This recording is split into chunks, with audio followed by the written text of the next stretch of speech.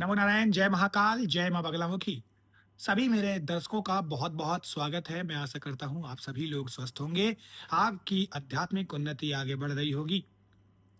आज के मेरे वीडियो का टॉपिक पूजा-पाठ के नियम से संबंधित है।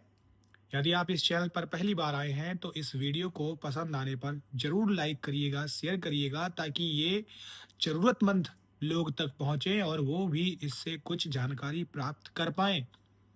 पूजा से रिलेटेड जो बात आती है, जो आपने महसूस किया होगा, जैसे पूजा पाठ में आपका मन न लगना, पूजा पाठ करते समय आपको उबासी या जमाई आना, पूजा पाठ में आपकी आँखों से आँसू निकलना, पूजा पाठ करते समय अनजाना सा भय होना, शरीर का काँपना, रोंगटे खड़े हो जाना, ये सारे के सारे लक्षण पूजा पाठ से संबंधित होते हैं। ये क्यों होते हैं? इसी के लिए आज का वीडियो है। बहुत से लोग कहते हैं कि पूजा पाठ जब हम करते हैं और भगवान के सामने रोते हैं तो भगवान हमारी जल्दी सुनेगा, ऐसा कुछ नहीं है। ये सिर्फ गलत धारणा है कि भगवान के सामने रोने से आप अपने आप को हल्का कर रहे हैं। भगवान को रो के, हँस के या गा के बताने की ज़रूरत नहीं है। जब भगवान अंतर्यामी है, तो आपको किसी भी प्रकार की क्रिया करने की ज़रूरत नहीं है। आप सच्चे मन से जो पूजा-पाठ करते हैं, बस वो करते रहिए। ईश्वर सब जानता है कि आपको कब, किस समय और कहाँ पर कितना देना है। तो आपको ये सब क्रिया नहीं करनी है। अगर आप ये सोचते हैं कि पूजा-पाठ करते से आपके अंदर की नेगेटिव ऊर्जा निकल रही है, तो ये सिर्फ़ आधा सच है। पूजा पाठ करते समय जब आप रोते हैं, तो ये आपके भाव को भी दर्शाता है, नेगेटिव ऊर्जा को भी दर्शाता है और साथ-साथ ये हो सकता है कि आपकी कुंडली में चंद्रमा कमज़ोर हो, आप अत्यंत भावुक हों। किसी-किसी का नेचर होता है, वो लोग छोटी-छोटी बातों पे रोने लग जाते हैं। किसी-किसी का नेचर होता है, उन्हें नींद नहीं आती है, पानी से डर लगता है। तो ये सारी चीज़ें हो सकती हैं। अगर आपका इरादा गलत नहीं है, आपके मंसूबे जो हैं वो गलत नहीं हैं, तो फ़र्क नहीं पड़ता है फिर आप क्या करते हैं। लेकिन सच्चे मन से आपको भगवान के प्रति भक्ति करनी चाहिए, ईश्वर सब जानते हैं। अगर आपको उबासी आ रही है, जम्हाई आती है, नींद आने लगती है पूजा-पाठ में, तो इसके भी 2 मत होते हैं। लोग कहते हैं कि ऐसा तब होता है जब नेगेटिव एनर्जी निकल रही है, लेकिन मैं ये कहता हूँ ऐसा तब भी हो सकता है कि जब आपका उस मंत्र में मन न लग रहा हो और आप सिर्फ़ एक फ़ॉर्मेलिटी के लिए उस पूजा-पाठ को कर रहे हों।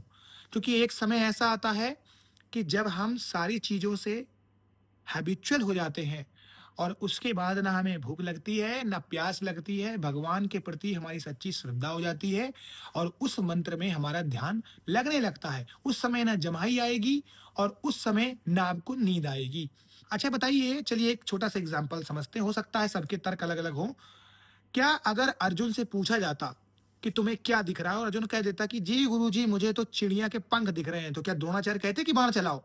बताइए। क्या अर्जुन जिस समय स्वयंवर करने गया था और उसे मछली की आँख न दिख के मछली का पूरा शरीर दिखाई देता तो क्या वो बाण चलाता?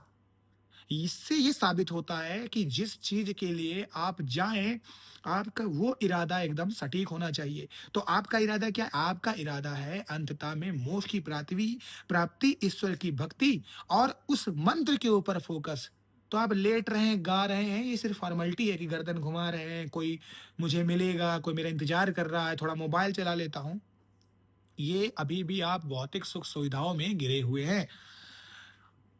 तो ऐसा करके ज़बरदस्ती अपने आप को दिलासा मत दीजिए कि ये सिर्फ़ नेगेटिव चीज़ें निकल रही हैं, ऐसा नहीं। हर सिक्के के 2 पहलू होते हैं और उन 2 पहलुओं को आप समझिए। अगर आप नए हैं, तो आपकी नेगेटिव एनर्जी निकल रही है, लेकिन अगर आपको बहुत समय हो गया है, तो अब आपको फ़ोकस करने की ज़रूरत है। इस पूजा-पाठ और साधना को छोड़कर मेडिटेशन भी करना स्टार्ट कर दीजिए।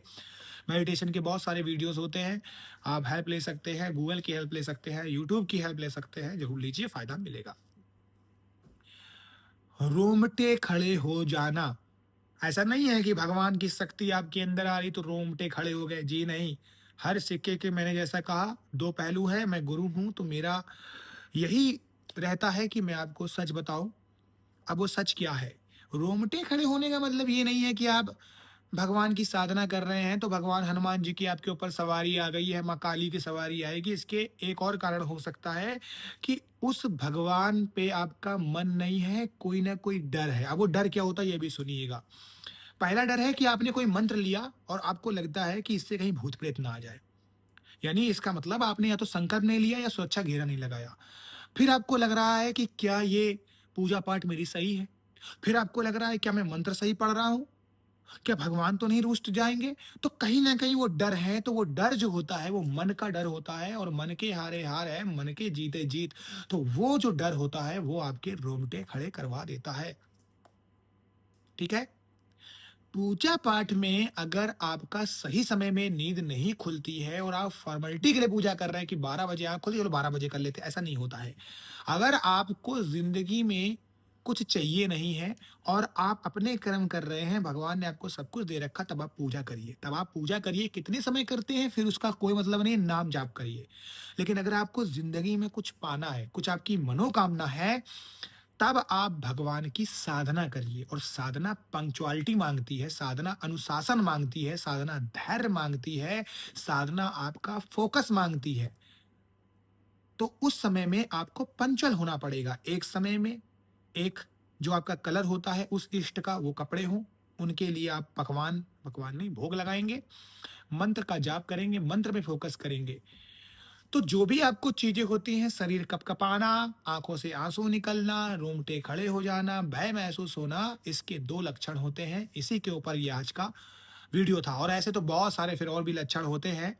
जैसे आँखें आपकी फड़फड़ा जाती हैं, आपको काला घेरा जैसा दिखता है, आपको कानों में घंटियाँ सुनाई देती हैं, पीठ की हड्डी जो होती है पीछे आपके पीठ में रीढ़ की जो हड्डी होती है, मयूरज्जा, वहाँ पर दर्द होता है, आपके थर्ड आई पे फ़ोकस में दर्द होने लगता है। ईश्वर के आपको मंत्र सुनाई देने लगते हैं, ईश्वर के सपने आते हैं। आपको ऐसी-ऐसी चीज़ें होती हैं जो नहीं होती, जैसे उल्टे कपड़े पहन लेना, हाथों में खुजली होना यानी हथेली में खुजली होना होता है। मेंढक आपको दिखता है, बिना बरसात के इंद्रधनुष आप देख लेते हैं, घर से निकलते ही पानी बढ़ता है। तो ये बहुत सारी और भी चीज़ें हैं, अभी बताने में आएँगे तो कम से कम 20-25 टॉपिक हो जाएँगे। इस वीडियो को यही समाप्त करते हैं। आज का वीडियो मेरा समझाने का अर्थ यही था कि हर सिक्के के एक पहलू होते हैं। अगर आप नए आए हैं, तो फिर कोई दिक्कत नहीं है, धीरे-धीरे आप निपुण हो जाएँगे। अगर पुराने हो चुके हैं, तो अब आपको एकाग्रता की ज़रूरत है। इसी के साथ आज का वीडियो समाप्त करता हूँ। आप सभी लोग खुश रहें, स्वस्थ रहें और आपकी आध्यात्मिक उन्नति होती रहे। नमो नारायण, जय महाकाल, जय मंगलम की।